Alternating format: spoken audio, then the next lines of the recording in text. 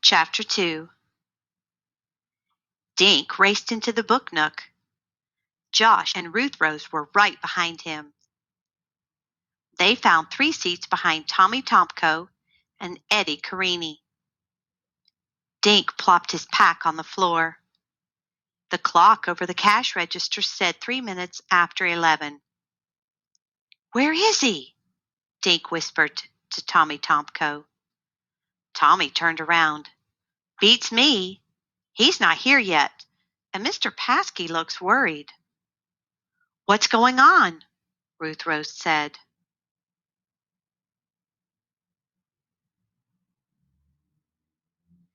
Dink told her and Josh what Tommy had said. "Paskey does look pretty nervous," Josh whispered. "Mr. Paskey always looks nervous," Dink whispered back, looking around the room. He saw about 30 kids he knew. Mrs. Davis, Dink's neighbor, was looking at gardening books. Dink checked out the other grown-ups in the store. None of them looked like a famous mystery writer. Mr. Paskey stood up. "Boys and girls, welcome to the Book Nook. Wallace Wallace should be here any second. How many of you have books to be autographed?" Everyone waved a book in the air. "Wonderful! I'm sure Wallace Wallace will be happy to know that Green Lawn is a reading town." The kids clapped and cheered.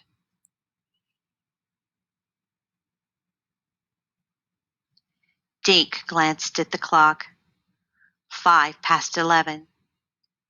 He swallowed, trying to stay calm. Wallace Wallace was late, but it was only by 5 minutes. Slowly, 5 more minutes passed. Dink felt his palms getting damp. Where is Wallace Wallace? He wondered. Some of the kids started getting restless. Dink heard one kid say, "Whenever I'm late, I get grounded." "So where is he?" Josh asked. Ruth Rose looked at her watch. "It's only 10 after," she said. "Famous people are always late." Now Dink stared at the clock.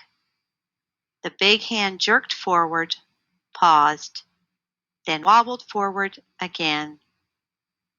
At 11:15, Mr. Paskey stood up again.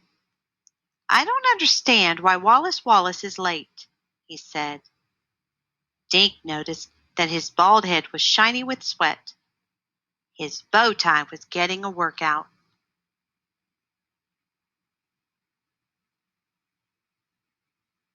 Mr. Paskey smiled bravely, but his eyes were blinking like crazy through his thick glasses. "Shall we give him a few more minutes?" The crowd grumbled, but nobody wanted to go anywhere.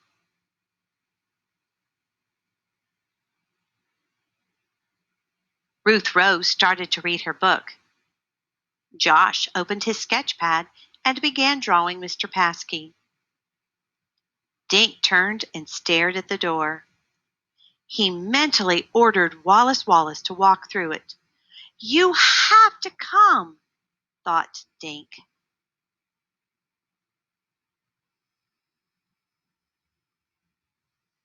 Ever since he had received Wallace Wallace's letter, he'd thought about only one thing: meeting him today. Suddenly, Dink felt his heart skip a beat. The letter! "Short of being kidnapped," the letter said, "nothing will stop me from coming." Kidnapped? Dink shook himself. Of course Wallace Wallace hadn't been kidnapped. Mr. Paskey stood again, but this time he wasn't smiling. "I'm sorry, kids," he said, "but Wallace Wallace doesn't seem to be coming after all." The kids groaned. They got up, scraping chairs and bumping knees. Mr. Paskey apologized to them as they crowded past, heading for the door. I've read every single one of his books, Dink heard Amy Flower tell another girl. Now I'll probably never meet anyone famous.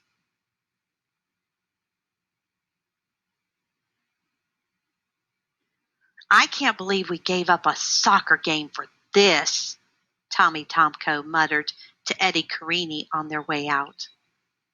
Ruth Rose and Josh went next, but Dink remained in his seat. He was too stunned to move. He felt the letter through his jeans. Short of being kidnapped. Finally, Dink got up and walked out. Josh and Ruth Rose were waiting for him. "What's the matter?" Ruth Rose said. "You look sick." "I am sick," Dink mumbled. "I invited him here. It's all my fault." "What's all your fault?" Josh asked. "This," he said, thrusting the letter into Josh's hands. "Wallace Wallace has been kidnapped."